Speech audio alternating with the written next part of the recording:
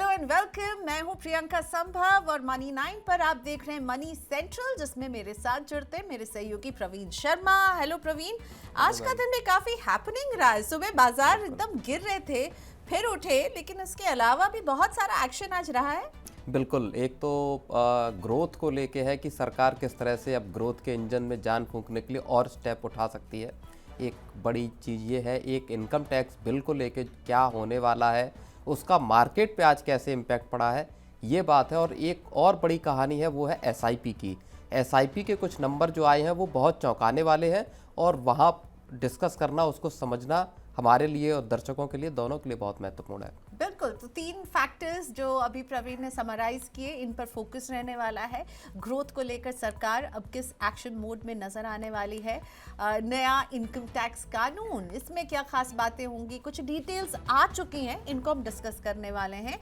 और साथ ही में सिप के निवेश पर जो है, जो नया आंकड़ा जनवरी का निकल करके आया है, वो दिखा रहा है कि स्मॉल कैप से अभी भी लोगों का भरोसा जो है वो उठा नहीं है। हालांकि मार्केट की वॉलेटिलिटी में बार बार बात हो रही है कि स्मॉल कैप में निवेश को कम कीजिए, लेकिन जो सिप के नए आंकड़े आए हैं वो बता रहे हैं कि भैया स्मॉल कैप सिप अभी भी फेवरेट बनी हुई है। तो इसको भी थोड़ा सा हम समझने की आज कोशिश करने वाले हैं कि तमाम वार्निंग्स के बावजूद स्मॉल कैप सिप क्यों है नंबर 1 पोजीशन पर। हाँ, और मोदी का अमेरिका में जो दौरा चल रहा है, ट्रंप के साथ उनकी मुलाकात होनी है और इसको सभी, पूरी दुनिया और देश और हमारा शेयर बाजार इस पर नजरें बनाए हुआ है। मंगलवार को हमने शेयर बाजार में हाहाकार देखा था और अब रिकवरी आ चुकी है, लेकिन नजरें अमेरिका पर बनी हुई है। तो ये तमाम बातें आज हम करने वाले हैं और सबसे पहले शुरुआत करते हैं सरकार की बात से। यानी सितंबर तिमाही की ग्रोथ का आंकड़ा 5.4% की 2 साल के लो पर आ गया तो सरकार के हाथ पैर फूल गए हैं। खपत में गिरावट इसके साथ जुड़ी हुई थी। कहा जाने लगा कि भारत एक स्लोडाउन में चला गया है। घबराई सरकार एक्शन मोड में नजर आई। बजट में कई सारे धमाकेदार ऐलान हुए। 12 लाख तक की कमाई टैक्स फ्री हो गई। फिर रिजर्व बैंक ने ब्याज दरों की कटौती का तोहफा दे दिया, लेकिन शायद सरकार को लगता है कि अभी बात बनी नहीं है। इसीलिए सरकार ग्रोथ बढ़ाने के लिए नए स्टेप्स उठाने की तैयारी में है। मंगलवार को संसद में वित्त मंत्री निर्मला सीतारमण ने अपने बयान में कहा है कि उनका गोल अच्छी growth, inclusive development, private investment और हाउस होल्ड सेंटिमेंट को बढ़ाना है। इन सब के बीच में खुदरा महंगाई दर जो निकल कर आई है वो कम आई है इस बार प्रवीण, और ये किस तरह की इंडिकेशन दे रही है? क्योंकि एक तो हम देख रहे हैं लगातार सरकार बहुत सारे स्टेप्स उठा रही है, पर उसका भी हमें एक तो इमीडिएट रिलीफ नहीं नजर आएगा। ऐसा नहीं है कि वो बस दवाई खिलाई और बच्चा उठ के दौड़ने लगा, वक्त तो लगेगा। बिल्कुल। तो अभी अब हमने देखा वित्त मंत्री को कहते हुए कि भाई ये एक ऑलराउंड पूरी कोशिश होगी, तो इन सब के क्या मायने निकालें, और ग्रोथ को लेकर चिंता है अभी। हाँ, लेकिन अब पहले बात रिटेल इन्फ्लेशन की, जिसका आज डेटा आया है और ये आपका 5 महीने के लो पे रिटेल इन्फ्लेशन आया है। चलो, बहुत दिनों के बाद कुछ अच्छी खबर। बिल्कुल, 4.3% का नंबर है। दिसंबर में, जनवरी का डेटा है ये रिटेल इन्फ्लेशन का, दिसंबर में 5.22% पे रिटेल इन्फ्लेशन थी। तो उस लिहाज से जो आरबीआई ने एक रेट कट किया है, वहाँ एक पॉजिटिव इंडिकेशन है कि अब आपके पास फिर से एक रूम होगा जहाँ पे आप थोड़ा रेट कट की सौगात और दे सकते हैं, जब अप्रैल में आप मॉनेटरी पॉलिसी के लिए आरबीआई बैठेगा। लेकिन बात करें अगर हम वित्त मंत्री की, तो कल संसद में उन्होंने एक बजट पे अपना भाषण दिया, स्पीच दी, और उसमें उन्होंने कुछ ऐसे संकेत दिए हैं जहां से ये लग रहा है कि अभी सरकार के जो तर्कश है उसमें और तीर बाकी है।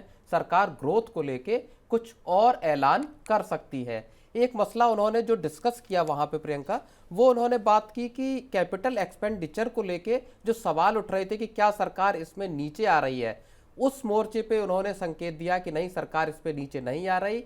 ये जो कैपिटल एक्सपेंडिचर है 2025-26 के लिए, वो जीडीपी का अगर इफेक्टिव कैपिटल एक्सपेंडिचर देखें तो वो 4.3% बैठता है। अगर इसको फिस्कल डेफिसिट के साथ कंपेयर करेंगे जो कि 4.4% पे है, तो 0.1% का एक गैप है। उन्होंने ये कहा कि इसका मतलब ये निकल के आता है कि सरकार जो बोरोइंग ले रही है वो पूरी की पूरी कैपिटल एक्सपेंडिचर में खर्च कर रही है। उन्होंने कहा कि सरकार का यूथ पे, अन्नदाता पे, नारी पे, इन पे फोकस है। और इस तरह से उन्होंने कहा कि हमने अलग अलग सेक्टर्स के लिए जो आउटले किए हैं, जो ऐलान किए हैं, वहां से ग्रोथ आगे निकल सकती है। तो अब आने वाले वक्त में आप ये समझिए कि सरकार हो सकता है युवाओं, नौकरियों को लेके और कुछ इस तरह की स्कीम्स लेकर आ सकती है, या कैपिटल एक्सपेंडिचर के जो खर्च की रफ्तार है उसको बढ़ाने को लेके कुछ ऐसे फैसले कर सकती है जहां पे कि उसको ग्रोथ को रिवाइवल करने में और मदद मिले।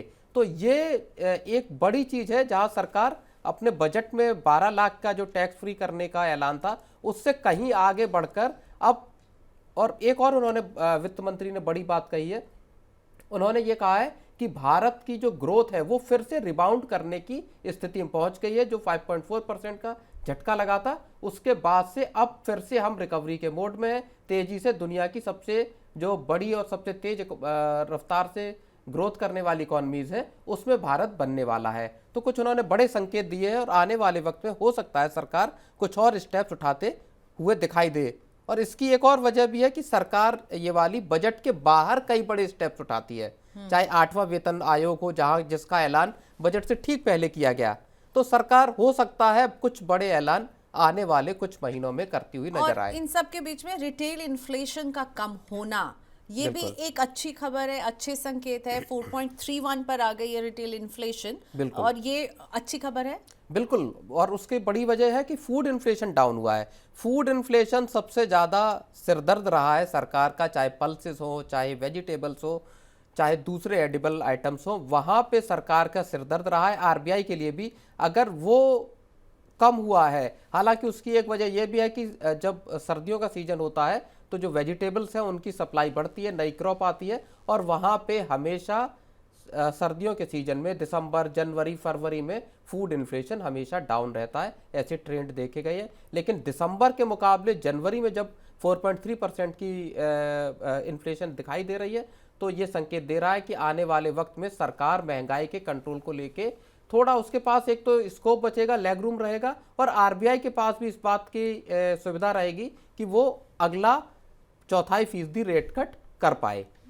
बिल्कुल। तो ये खबर जो है, मैं तो इसे सीधा रेट कट से ही जोड़कर देख रही हूँ प्रवीण, क्योंकि हम पहले ही बात कर चुके हैं कि आरबीआई को करना होगा, और आरबीआई अगर महंगाई को लेकर कंफर्टेबल रहेगी तो देयर आर मोर चांसेस कि हम एक और रेट कट देखेंगे। वैसे प्रवीण, आपकी तो रीडिंग है कि एक नहीं, हम कई रेट कट देखने वाले हैं 2025 वो में। बड़े जो ब्रोकरेज हाउस हैं, बैंक्स हैं, वो भी इसी बात को कह रहे हैं। नोमरा की रिपोर्ट थी कि 0.75 से 1% तक का रेट कट आप अगले फिस्कल के एंड तक देख सकते हैं। चलिए, तो रेट कट की बात कर ली हमने, ग्रोथ को लेकर जो चुनौतियां हैं और सरकार किस तरह के एक्शन लेने की तैयारी में, ये समझ लिया। लेकिन अब आपकी जेब का एक्शन आपको बताते हैं।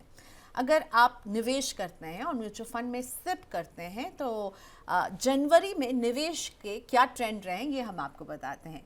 सिप के म्यूचुअल फंड इनफ्लो के आंकड़े हैं वो बता रहे हैं, एम्फी लेकर आती है, ये मंथली आंकड़े लेकर आती है, association of mutual funds of India के ये आंकड़े हैं, और ये बता रहे हैं कि बाजार में वॉलेटिलिटी रही, पिटाई हो रही थी बाजार की, लेकिन जो म्यूचुअल फंड के इन्वेस्टर्स हैं उन्होंने अपनी सिप जो है उससे वो पीछे नहीं हटे। जनवरी में भी सिप इनफ्लो 26,000 करोड़ के ऊपर ही बना हुआ है, और अगर आप इसे कंपेयर करेंगे दिसंबर में तो इसी के आसपास था, बहुत ज़्यादा फर्क नहीं नज़र आ रहा है। अगर जनवरी में 26,400 करोड़ रुपए का इनफ्लो आया है सिप के जरिए, तो दिसंबर में बहुत माइन्यूट जो है बढ़ोतरी हमने देखी थी कि 26,459 करोड़, तो 59 करोड़ का डिफरेंस यहाँ पर नजर आया है कि कम हुआ है। 59 करोड़ मतलब 26,459 दिसंबर में था और जनवरी में 26,000 है। एक और आंकड़ा जो मुझे चौंका रहा है, सारे एक्सपर्ट्स, बड़ी बड़ी म्यूचुअल फंड कंपनियों के जो चीफ इन्वेस्टमेंट ऑफिसर्स हैं वो भी अभी आपस में उलझे हुए हैं और वार्निंग दे रहे हैं स्मॉल कैप फंड्स में भाई ज़्यादा पैसा ना लगाएं। लेकिन तब भी जनवरी का आंकड़ा हमें क्या बता रहा है कि स्मॉल कैप फंड्स में इनफ्लो 23% बढ़ा है, 5,720 करोड़ रुपए पर पहुंच गया है, और ये अपने आप का एक रिकॉर्ड है। हालांकि इक्विटी म्यूचुअल फंड में एक ओवरऑल इनफ्लो जो है वहां पर हमने गिरावट 4% की देखी है, और ये 39,687 करोड़ रुपए पर आ गया है। एक इंडिकेटर ये भी है कि सभी म्यूचुअल फंड कैटेगरीज में जनवरी के दौरान इनफ्लोज जो हैं वो आते रहे हैं, और एक बार फिर से सेक्टोरल और थीमेटिक फंड्स टॉप पोजीशन पर बरकरार रहे हैं। 9,016 करोड़ रुपए के इन्फ्लो आए हैं। तो हम बात करते हैं स्मॉल कैप की, जहां 5,700 करोड़ का कुछ इन्फ्लो हमें देखने को मिला है। लेकिन देखिए उसके सामने थीमेटिक और सेक्टोरल, ये 2024 का भी यही ट्रेंड रहा था। सो इन्फ्लो के लिहाज से small cap number 2, number 1 thematic sectoral funds है। तो कहाँ स्मॉल कैप पर इतनी सारी बातें हो रही हैं, इसके फ्रॉड को लेकर के, वैल्यूएशन को लेकर बहुत सारी फिक्र है, लेकिन इन्वेस्टर्स का दिल मानता नहीं है प्रवीण। बिल्कुल। और एसआईपीज़ के साथ कहानी कुछ वैसी दिखाई दे रही है। एसआईपी इन्वेस्टमेंट की अगर मैं बात करूं, जैसा कि निफ्टी के लेवल्स की बात है कि कब 25,000 पार करेगा, कब 26,000 पार करेगा। पिछले साल हम देख रहे थे कि 25,000 का लेवल एसआईपीज़ ने क्रॉस किया था, अगर उस टर्म में मैं इसको बोलूं। और इस साल हम देख रहे हैं कि वो 26,000 पिछले दिसंबर में उसने क्रॉस किया, और अब जनवरी में फिर उस 26,000 को पार किया। 26,400 करोड़ का इस बार भी दिखाई दिया। तो ये एक बड़ी कहानी है जो ये बताती है कि इन्वेस्टर्स को मार्केट के गिरने, उसमें उतार चढ़ाव आने, एफआईआईज ने, अभी मैं एक डेटा देख रहा था कि लंबा चौड़ा उन्होंने सेलिंग की है, लगभग 3 लाख करोड़ की सेल वो अक्टूबर से अब तक कर चुके हैं। दूसरी तरफ इन्वेस्टर्स हर महीने एसआईपीज़ के जरिए पैसा बाजार में झोंकने में लगे हुए हैं, और उसका परिणाम यह है कि जो म्यूचुअल फंड है या डोमेस्टिक इंस्टीट्यूशंस हैं वो बाजार में पैसा लगा रहे हैं, बाजार को संभालने की कोशिश कर रहे हैं। एक और संकेत है यहाँ पे बड़ा कि जो एसआईपी, नई एसआईपी रजिस्टर्ड हुई है जनवरी में, वो दिसंबर के मुकाबले 2 लाख ज़्यादा है। तो नई एसआईपीज़ भी क्रिएट हो रही है, उसका संख्या भी बढ़ रही है, और एसआईपी के जरिए आने वाला पैसा भी बढ़ रहा है। एक जो खतरे वाली जो घंटी लगातार एस नरेन ने शुरुआत की जिसको लेके, वो अभी उसको लेके चिंताजनक बात यह है कि 23% बढ़ा है स्मॉल कैप फंड्स में इन्वेस्टमेंट। वहाँ इन्फ्लो 5,700 समथिंग, जो अब जैसा भी प्रियंका ने बताया, उतना इन्वेस्टमेंट वहाँ पे इन्फ्लोज आए हैं, और स्मॉल कैप इस लिहाज से एक खतरा पैदा करते हुए दिखाई दे रहे हैं। एक्चुअली जो मैं समझ रही हूँ, मैं इतने सारे एक्सपर्ट से बात करती हूँ म्यूचुअल फंड से, हमने अभी हीलियोस कैपिटल के सीईओ फाउंडर से बात की। प्रॉब्लम ये नहीं कि आप स्मॉल कैप में निवेश करें, आप कीजिए, पर क्या हो रहा है, ऐसे पोर्टफोलियोज लोग बना रहे हैं कि उन्हें लग रहा है स्मॉल कैप और मिड कैप के अलावा कुछ है ही नहीं, क्योंकि उनका पिछला रिटर्न वो जब देख रहे हैं 3 साल का, तो आंखें चौंधी आ जा रही हैं। सो प्रॉब्लम ये नहीं है कि आप स्मॉल कैप और मिड कैप में निवेश करें, आप ज़रूर कीजिए स्मॉल कैप और मिड कैप में, लेकिन आपके पोर्टफोलियो में एक बैलेंस होना चाहिए, जो मिसिंग है। सिर्फ स्मॉल कैप और मिड कैप से भरा हुआ पोर्टफोलियो आपके लिए वॉलेटिलिटी में बहुत गिरावट लेकर आएगा। इसीलिए सिर्फ स्मॉल कैप और मिड कैप में निवेश नहीं कीजिए। और इसीलिए जनवरी में आपने जो बात कही ना कि सिर्फ बढ़े 2 लाख इन्वेस्टर्स जो इन्होंने नए आए हैं, ये अच्छी सिग्नल है, क्योंकि जब मार्केट गिरता है तो कम से कम उससे घबरा के नए निवेशक बाजार में नहीं आ रहे हैं, ये तो बहुत अच्छी खबर है म्यूचुअल फंड के लिए।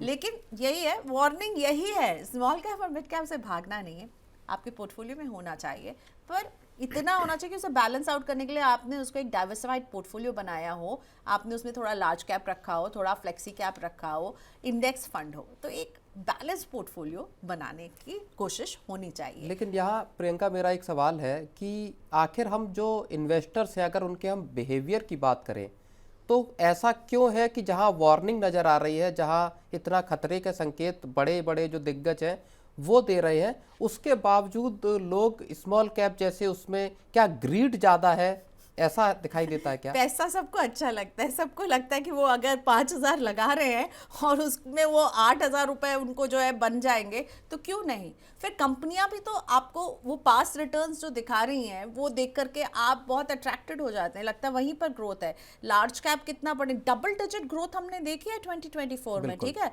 35%, 40%, 45%, 50%, और ऐसी ही डबल डिजिट की फॉल भी हमने देखी जब कल बाजार गिर रहे थे। नहीं तो क्या जो F&O को ट्रेड को लेके सेबी लगातार कहता रहा कि 100 लोग लगाते हैं, 93 लॉस में जाते हैं, क्या ये स्मॉल कैप फंड के जो इन्वेस्टर्स हैं, कल को क्या इनके सामने भी ऐसे हालात पैदा हो सकते हैं जहां एक सेबी को या सरकारी, तो सेबी ने ऑलरेडी एक्शन लिया ना, बोला ना कंपनियों को, आप बताइए कि आप कितनी जल्दी लिक्विडेट कर सकेंगे, स्ट्रेस टेस्ट की जो बात की है, तो इसीलिए तो सेबी ने ये स्टेप लिया है। और रेगुलेटर अपना काम कर रहा है, ठीक है, अब लोगों को चाहिए रिटर्न। अब वो स्ट्रेस टेस्ट कितने लोग पढ़ते होंगे, कितने लोग ध्यान देते होंगे, आई डाउट इट। क्या फाइनेंशियल एडवाइजर्स की देश में कमी या उनके पास न जाना, बिल्कुल है। अपने आप डिसीजन लेना, ये भी एक फैक्टर बनता है इस तरह का ग्रीडी एनवायरनमेंट क्रिएट होने का? बिल्कुल बहुत है, और आपको बहुत सारे वीडियोस दिख जाएंगे जो आपको बताएंगे स्मॉल कैप लो जी, मिड कैप लो जी, तो उनसे भी ज़रा सावधान रहने की ज़रूरत है। क्योंकि हम बाजार की बात कर रहे हैं प्रवीण, तो अगली खबर भी शेयर बाजार से है। बिल्कुल। आज क्या रिकवरी आई है मंगलवार को, जो हमारे दिल की धड़कनें, जो लोग शेयर मार्केट से जुड़े वहाँ निवेश करते हैं, ट्रेड करते हैं, उनकी धड़कनें बढ़ी हुई थी और चेहरे मायूस थे। बुधवार को शुरुआत तो ऐसी ही हुई थी, लेकिन बाद में बाजार में हमने रिकवरी देखी और अंत में सेंसेक्स और निफ्टी मामूली गिरावट के साथ 0.16%, 0.12% गिरकर बंद हुए हैं। हालांकि स्मॉल कैप इंडेक्स करीब ½ गिरकर बंद हुए हैं। तो एक दिन पहले तो बाजार में 10 लाख करोड़ रुपए का नुकसान इन्वेस्टर्स को हो गया था। सिर्फ 6 ट्रेडिंग सेशन में इन्वेस्टर्स करीब 24 लाख करोड़ रुपए गंवा चुके हैं। तो अब क्या, और ये रिकवरी क्यों, क्या इसको हम कनेक्ट कर सकते हैं इनकम टैक्स की बिल? वो हमारे पास भी सारे डॉक्यूमेंट्स आने शुरू हो गए, हमने उसे पढ़ना शुरू कर दिया, क्या उसने वो मूड अपलिफ्ट किया क्या बाजार का? बिल्कुल कुछ ऐसा ही दिखाई दे रहा है आज, जब बाजार गिर रहा था और फिर एक खबर आई ऐसी कि जो नया इनकम टैक्स बिल है उसमें लॉन्ग टर्म कैपिटल गेन्स और शॉर्ट टर्म कैपिटल गेन्स छुआ नहीं उसे, इसको छुआ नहीं, उसमें कोई बदलाव नहीं किए, और इस वजह से ऐसा बता रहे हैं कि इस वजह से मार्केट एकदम से बड़ी रिकवरी बाजार में आज दिखाई दी। हालांकि मैं आपको एक बात बताऊं, जब बजट के बाद फाइनेंस सेक्रेटरी ने के साथ प्रेस कॉन्फ्रेंस हुई थी, उनसे बातचीत हुई थी, तो उन्होंने ये साफ कहा था कि हम जो नया इनकम टैक्स बिल है उसमें किसी तरह का कोई नया टैक्स लेकर आने वाले नहीं है, कोई नया टैक्स इंट्रोड्यूस नहीं करेंगे। लेकिन हमारे कई दर्शक भी इस बात को बार बार कह रहे थे। कल के भी जो हमारा मनी सेंट्रल हुआ था उसमें लोग ये कह रहे थे कि जो FIIs की बिकवाली है उसकी एक बड़ी वजह जो LTCG और STCG है, जो कि पिछले साल जुलाई में लगाया। इनफैक्ट समीर अरोड़ा ने भी आज यही बात कही है हमारे भी इंटरव्यू में। मैं चाहूंगी, मैं उसका लिंक हम इसी शो के डिस्क्रिप्शन में डाल देंगे ताकि और भी लोग उसे देख सकें। उन्होंने भी कहा कि ये जो है ना टैक्स को, उन्होंने कहा कि अगर सरकार बढ़ाना चाहती थी टैक्स इस तरह के ट्रांजैक्शन में, STT बढ़ा देती। ये जो long term capital gains tax और शॉर्ट टर्म टैक्स जो बढ़ाया उन्होंने, उसने काफी FIIs को भी अपसेट किया है, और इसीलिए शायद इस नए इनकम टैक्स बिल में हम इस पे कुछ भी नहीं देख रहे कि सरकार ने उसको जो है स्टेटस को बरकरार रखा। अब कह सकते हैं ऐसा है, लेकिन मुझे कुछ बात जो समझ नहीं आती वो ये है कि जुलाई में सरकार ने इंट्रोड्यूस की है ये चीज, लेकिन जुलाई, अगस्त, सितंबर एंड तक मार्केट चढ़ता रहा। उसके बाद हमने देखा अक्टूबर, नवंबर, दिसंबर से फिर FIIs की सडन जो एक सेलिंग शुरू हुई। तो क्या इसको हम डायरेक्टली, और इसी वजह से हमने भी जब कल का शो किया था तो उसमें इस बात से थोड़ा परहेज किया था कि हम ये कहें कि LTCG या STCG इसकी वजह है जिस वजह से FIIs जा रहे हैं। बड़ा कारण ये लग रहा था कि जो ट्रंप का वापस आना और उनकी टैरिफ पॉलिसीज, अमेरिका में बॉन्ड यील्ड्स बढ़ना, इंटरेस्ट रेट अच्छे होना, तो अमेरिका का मार्केट ज़्यादा ल्यूक्रेटिव दिख रहा था ये। लेकिन जो चीज़ें निकल के आ रही, आपकी भी जो बात हुई है उससे ये एक अंदाज़ा ऐसा ज़रूर लग रहा है कि ये भी एक फैक्टर है जिस वजह से जो विदेशी इन्वेस्टर्स हैं उनको लग रहा है कि अमेरिका का मार्केट, यहाँ के जो पोस्ट टैक्स अगर हम रिटर्न देखते हैं तो उसके मुकाबले अमेरिकी मार्केट ज़्यादा बेहतर है। Also Trump is a big factor, I think उनको हम इग्नोर नहीं कर सकते हैं। अब उन सबको लग रहा है कि वहाँ पे ट्रंप आए तो वो कुछ ऐसा करेंगे, वो अमेरिका फर्स्ट की पॉलिसी लेकर आएंगे, तो भाई अपने ही देश में जाओ, और यहाँ पे मुनाफा भी था, वो भी उनको बुक करना था। तो बहुत सारे फैक्टर्स हैं। लेकिन बात इनकम टैक्स बिल की हो रही है तो थोड़ा सा इसको जो हमने अभी तक समझाया आपके सामने रखते हैं। 622 पेज के नए ड्राफ्ट इनकम टैक्स बिल जो है वो 6 दशक पुराने इनकम टैक्स कानून को बदल रहा है। I think it's a turning point. बहुत पुराना कानून और उसको अब बदला जा रहा है 2025 में। और इसको बदलने के वक्त जो हमें इंडिकेशन, पहले भी वित्त मंत्री कई बार बोल चुकी हैं कि इसे आसान बनाया जाएगा, इसे सिंप्लीफाई किया जाएगा। तो आसान टर्मिनोलॉजी और साथ ही में टैक्स प्रोविजंस को और कॉम्प्रिहेंसिव बनाया जाएगा, और कंप्लायंस स्ट्रक्चर को ईजी भी बनाया जाएगा, मॉडर्नाइज भी किया जाएगा। और 1 अप्रैल 2026 से जो नया फाइनेंशियल ईयर शुरू होगा ये नियम लागू हो जाएंगे। बड़ी बात यह है कि इसमें असेसमेंट ईयर को अब टैक्स ईयर कहा जाएगा, सबसे पहले मैंने भी इसी को पढ़ा क्योंकि ये सबसे मुझे आसान लगा कि चलिए अब हमें एक नई टर्मिनोलॉजी लेकिन सीखनी होगी टैक्स ईयर। साथ ही प्रीवियस ईयर को फाइनेंशियल ईयर से रिप्लेस कर दिया गया है। माना जा रहा है कि इससे टैक्स कैलकुलेशन में आसानी होने वाली है। गुरुवार को इसे संसद के पटल पर रखा जाएगा, तो हम इसे लगातार जो है कंटिन्यूस कवर भी करेंगे और सारी डिटेल्स जो आ रही हैं उनको भी समझने की कोशिश करेंगे। लेकिन मुझे लग रहा है एक बिग टर्निंग पॉइंट फाइनली, लेकिन ऐसा ना हो कि हमने इतनी बिल्टअप अपनी एक्सपेक्टेशन कर दी और इसमें कुछ निकले नहीं, क्योंकि जो टैक्स से जुड़े जो बदलाव थे बजट में सरकार अनाउंस कर चुकी है।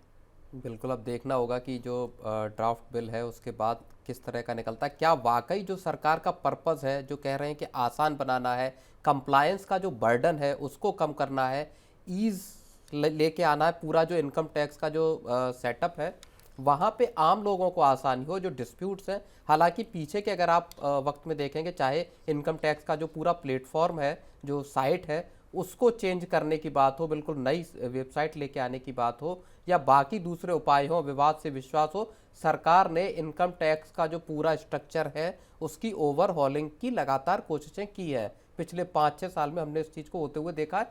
लेकिन अब जब नया बिल लेके आ रहे हैं तो उसकी जब माइन्यूट डिटेल्स होंगी वहाँ जाके पता चलेगा कि क्या वाकई इसका जो असर है वो आम लोगों की ज़िंदगी या बिजनेसमैन जो कारोबार कर रहे हैं वहाँ भी नज़र आएगा। डिस्प्यूट्स कम होंगे, आसानी से आपके रिफंड आएंगे और बाकी चीज़ें होंगी। ठीक है, तो असेसमेंट ईयर अब कहलाएगा टैक्स ईयर। इससे कोई ज़्यादा फर्क नहीं पड़ेगा क्योंकि अब हमें आदत हो गई थी। मुझे लगता है अब हमें नया एक शब्द जो है वो याद रखना होगा। इंटरेस्टिंग ये है कि 622 पेजेस हैं, 536 क्लॉजेज हैं, 298 सेक्शन हैं। बोला तो क्या था कि और कम होंगे, तो मुझे तो अभी लग रहा है कि हम कल जब इसे एनालाइज करेंगे तो और थोड़ा समझ में आएगा हमें। आप लोगों को क्या लग रहा है इनकम टैक्स कानून को लेकर, आप लोग क्या समझ रहे हैं, हमें जरूर कमेंट सेक्शन में दिखाइएगा। तो प्रवीण, आज के शो को यहीं रैप अप करते हैं। एक ट्रंप की कहानी, मोदी की कहानी अभी थोड़ी सी है जिसको हमको लगता है कि डिस्कस और करना चाहिए, क्योंकि आज प्रधानमंत्री मोदी अमेरिका पहुंचने वाले हैं। कल उनकी मीटिंग होगी ट्रंप के साथ, आज रात में किसी वक्त वो वहाँ पे लैंड करेंगे यूएस में। उसके बाद से पता चलना शुरू हो जाएगा। और कल उनकी फ्रांस में जेडी वेंस जो वाइस प्रेसिडेंट हैं यूएस अमेरिका के, उनके साथ कल उनकी मीटिंग हुई थी, जहाँ की उनकी पिक्चर्स हैं। जो जेडी वेंस का जो बेटा है विवेक, उसके बर्थडे को उन्होंने गिफ्ट दिए उन्होंने, जेडी वेंस ने भी उसको ट्वीट किया था।